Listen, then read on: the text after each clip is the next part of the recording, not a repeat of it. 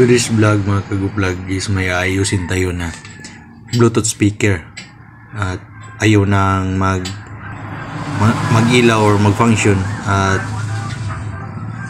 ayusin natin mga kago-vlog. Yan, board papalitan natin yan ng board, ng buong board. Yan, tanggalin natin yan mga kago-vlog.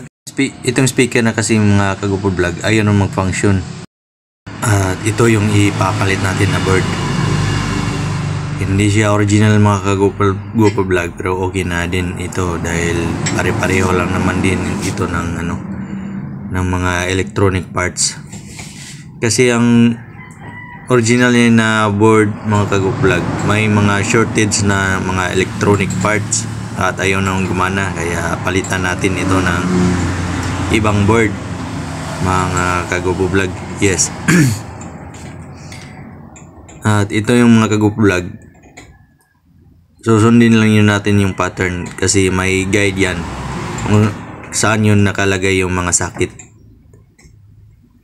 Yan, madali lang mga kago-vlog. Tingnan lang din natin yung board kung saan yun mga pwedeng malagay yung mga wire na may sakit.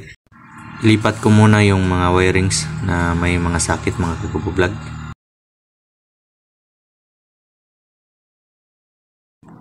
At ito yun mga kago-vlog, tapos ko na nailipat yung mga wirings na may sakit at linagyan ko ng charger kasi lubat na lubat ito mga kago-vlog. At ito na yun, i-on ko mga kago-vlog kung mag-function mo siya. Ayan, nag-on siya mga kago-vlog.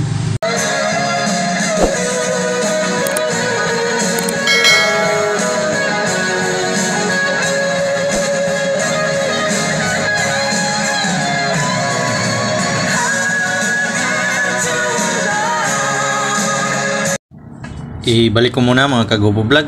Ibalik ko na yung mga screw. At ito na mga kagopo vlog, na balik ko na yung lahat, yung screw niya na 4. Yan. Okay na yan mga kagopo vlog. At i-testing natin. I-plug on yung charger mga kagopo vlog. Ito yan.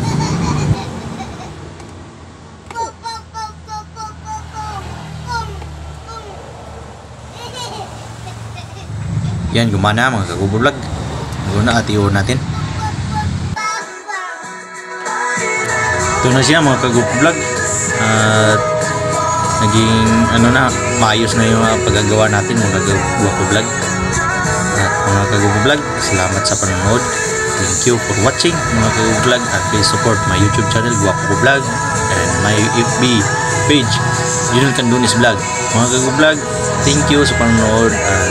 God bless you all. Thank you, thank you.